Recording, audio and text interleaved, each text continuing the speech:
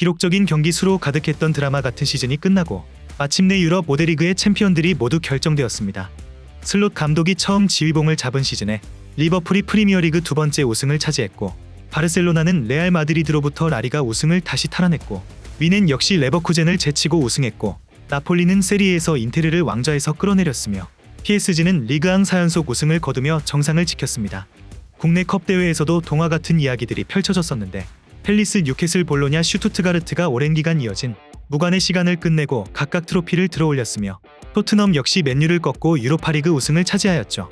이번 시즌 최고의 성과를 거둔 몇몇 팀들은 큰 전력 변화 없이도 성공을 거두었지만, 대부분의 팀들은 대규모 이적 자금을 투입하거나 영리한 임대 계약과 자유 이적을 통해 전력을 한 단계 끌어올린 팀들이 많았는데, 오늘은 24-25 시즌 최고의 영입 20명을 알아보겠습니다. 그럼 지금 바로 시작합니다.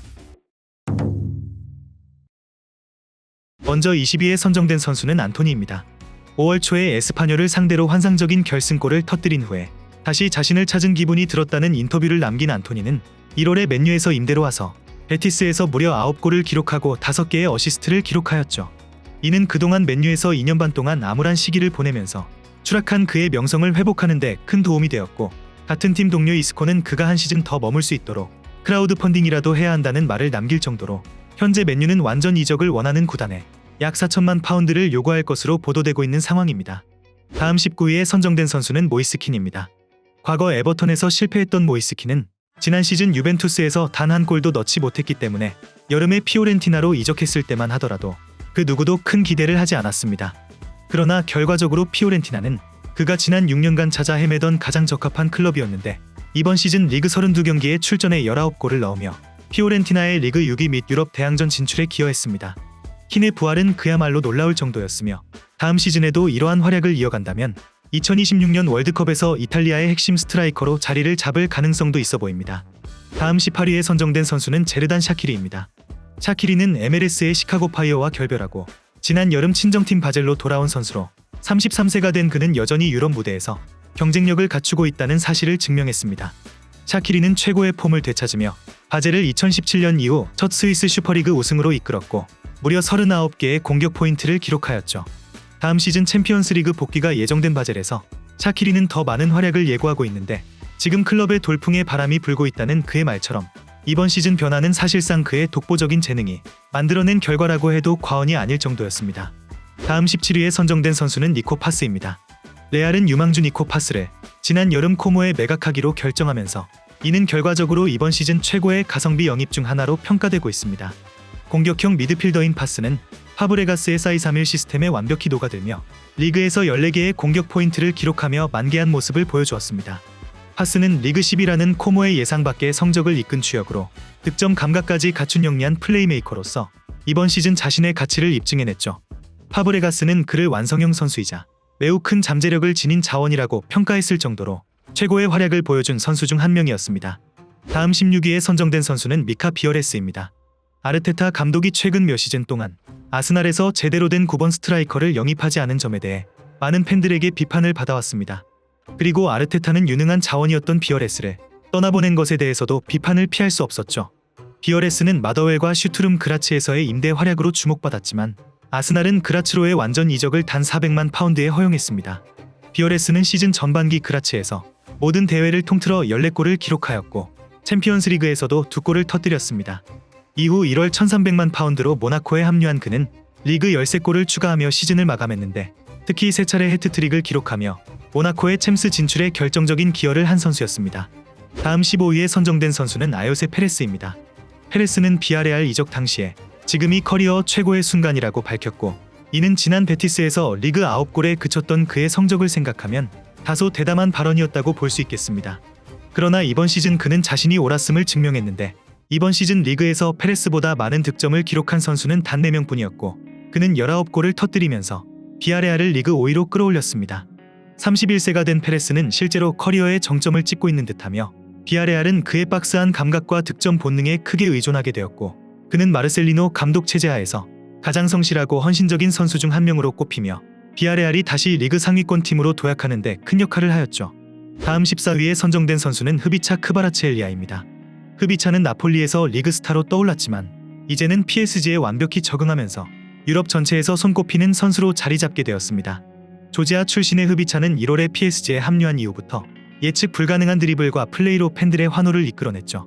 흡이차는 언제든 경기를 결정지을 수 있는 한 방을 가지고 있는 선수로 다수의 수비수를 제치는 드리블과 구석을 찌르는 중거리 슛 등 다양한 방식으로 팀에 기여하며 그의 전반적인 경기력은 결코 과소평가될 수 없죠. 다음 13위에 선정된 선수는 훌리안 알바레스입니다. 맨시티에서 알바레스는 종종 과소평가되었는데 해발에서 2시즌 동안 55개의 공격 포인트를 올렸지만 대부분의 공로가 홀란드에 가려졌고 결국 새로운 도전을 위해 아틀레티코로 향하게 되었습니다. 시메오네 감독은 그에게 주전 역할을 맡겼고 알바레스는 그 기대를 완벽히 충족시켰는데 그는 스페인 리그 데뷔 시즌에 29골을 기록하며 구단 최고 득점자로 활약하게 되었고 그중 7골은 단 10경기에서 기록한 챔피언스리그 득점이었습니다. 다음 12위에 선정된 선수는 다비드 데야입니다. 맨유에서 방출된 후 1년간 공백기를 보낸 데야는 피오렌티나의 러브콜을 받으며 커리어의 생명줄을 다시 잡게 되었습니다. 그러나 그는 여전히 증명할 것이 남아있으며 맨유에서 마지막 몇 년간 잦은 실수로 조롱의 대상이 되었던 기억이 남아있는 상태죠. 하지만 모든 예상을 깨고 데야는 여전히 자신은 건재하다는 것을 입증해냈는데 리그에서 11경기 무실점을 기록하였고 총 98개의 세이브를 기록했으며 특히 10월 AC밀란과의 빅매치에서 눈부신 활약을 보여주면서 이러한 활약에서 맨유 팬들 사이에선 너무 일찍 포기한 것이 아니냐는 반응이 나오고 있으며 오나나가 데야보다 하위 호환이라는 평가도 나오고 있죠.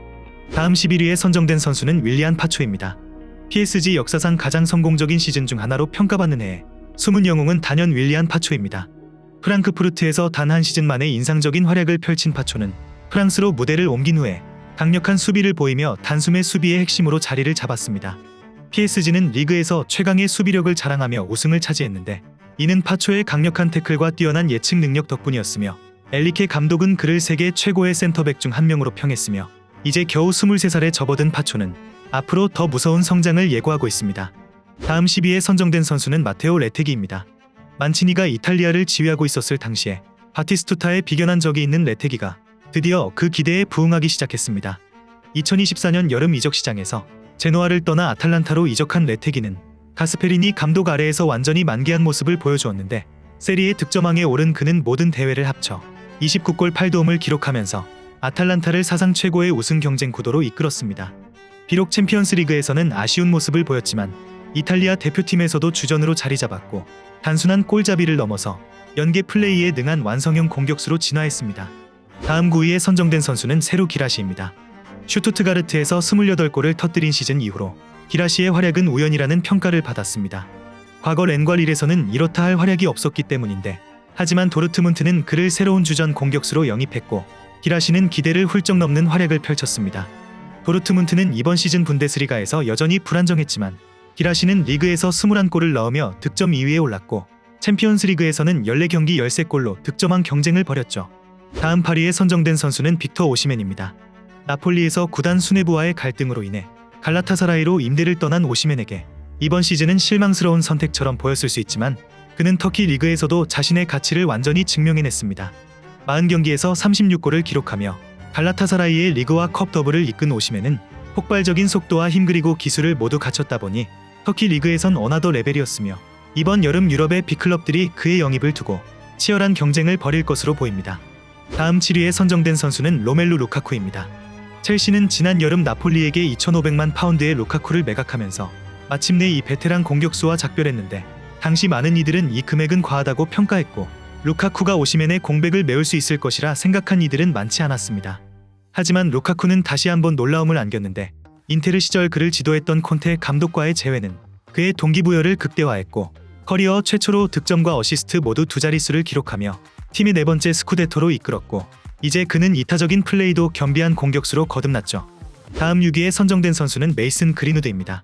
23-24 시즌 헤타페 임대 시절에 인상적인 활약을 펼친 그린우드를 두고 여러 팀들이 경쟁을 펼쳤으나 결국 마르세유가 그를 영입하는 데 성공했습니다.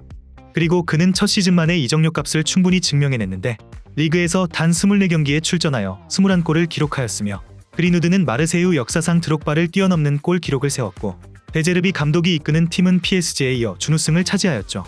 그의 득점 기록은 PSG의 덴벨레와 같았으나 페널티 득점수 때문에 아쉽게 골든부츠는 놓쳤지만 그가 마르세유의 공격에 새로운 차원을 부여했다는 점은 부인할 수 없으며 다음 시즌 챔스에서 그는 핵심 공격 자원이 될 것으로 보입니다. 다음 5위에 선정된 선수는 데지레 두에입니다.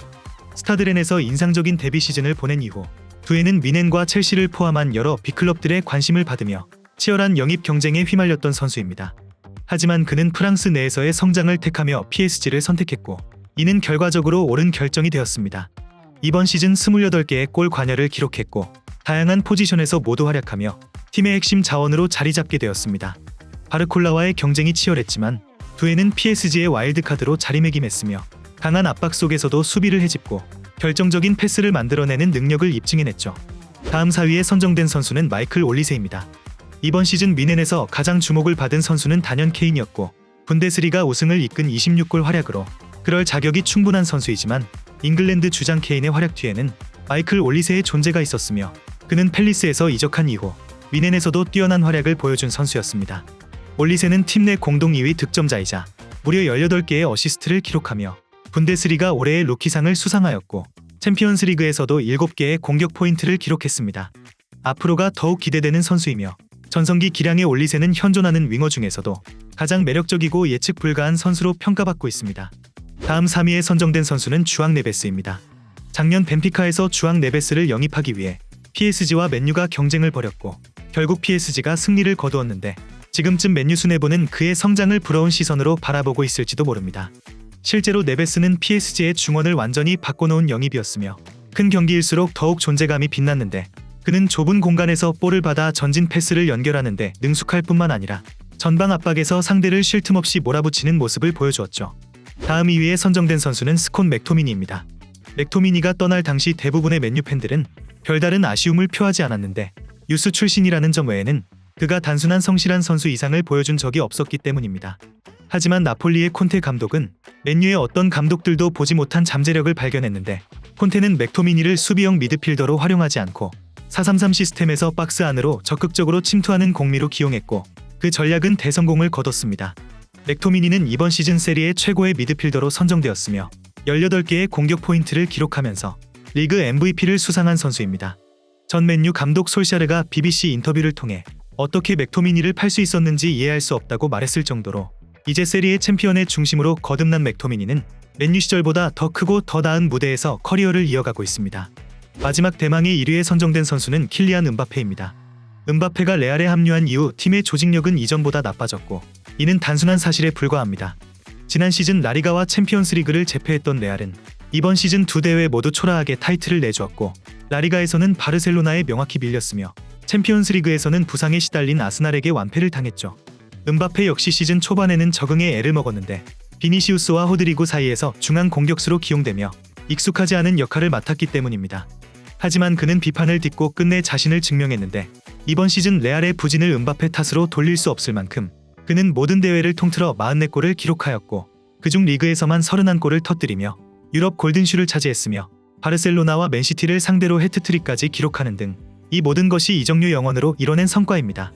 음바페는 레알이 기대했던 그 자체의 갈락티코였고 팀의 문제는 오히려 그를 둘러싼 스쿼드의 밸런스와 지원 부족에 있었는데 만약 새로운 감독인 알론소가 이 부분을 잘 보완한다면 레알은 곧 다시 트로피를 쓸어담기 시작할 것으로 보입니다.